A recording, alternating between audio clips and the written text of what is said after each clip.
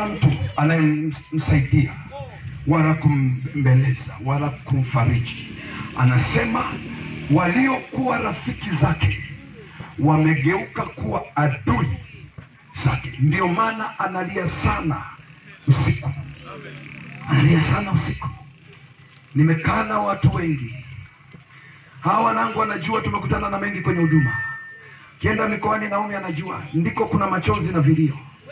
Sione watu wamejazana kwa kina Mwamposa na kwa kina Mwafirombe, wana machozi, wana vilio. Bahati mbaya Yesu hawamtaki, wanataka mafuta. Ukiwa na machozi usiende kwenye vitambaa, nenda kwenye jina la Yesu. Ukiwa na machozi mtafute Bwana aliye hai. Hata kama unanuna, huo ndio ukweli. Hakuna kitu kinafuta machozi ila Yesu peke yake, ndiye anaondoa msiba. Haleluya! Tulia sana wakati wa usiku. Zaburi anasema ninalia usiku kwenye vitanda vyangu, godoro langu naliloanisha kwa machozi. Anasema nalieleza godoro. Imagine kama mtu analieleza godoro, maana yake watu wote wameondoka, maana yake watu wote wameenda mbali.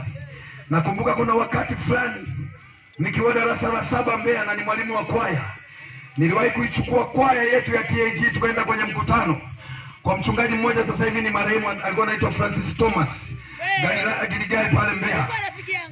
Yes, nikawapeleka kwaya pale. Wakati huo TAG na EAGT havipatani. Mimi nikabeba kwaya, maana miaka hiyo ndo natumika na Mwansasu. Nikasema liwalo na liwe. Wanakwaya wakasema mwalimu twende. Tukafika kule, wakatupa kuimba.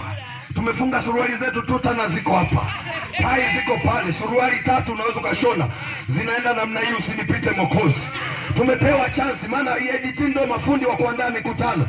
Sisi TAG tunajua tu Roho Mtakatifu, lakini wenzetu wanachapa injili. Kwa tukasema hii ni fursa kweli kweli. Tumekazana, tunacheza step.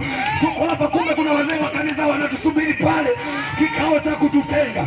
Wenzao tumekazana tu, tai zinaenda huko. Na tukichungulia hivi tunawaona, tunasema mbele kwa mbele, liwalo na liwe lazima pazia na hekalu lipasuke kwa jina la Yesu aliye hai. Haleluya, haleluya, haleluya, haleluya. Na huo mkutano alikuwa na ubiri Royabura na ayana tipa Royabura. Miaka hiyo wengi tulikuwa tunajua ni Mnyakyusi, atamao ndumia atama. Miaka hiyo ndevu zake ziko hapa, utafikiri spika zinapasuka. Tunamwona Royabura kwa karibu hapo, tuakina hizi step. Wazee kumbe wametuvizia, wamekaa kule. Ogopa kuona wazee kanisani ni Mafarisayo na Masadukayo. Waandishi wa habari wanafuatilia kila tukio. Mbinguni hawataki kwenda, ila wao ni wazee wa matukio. Wanaangalia mnakosea wapi, mnafeli wapi.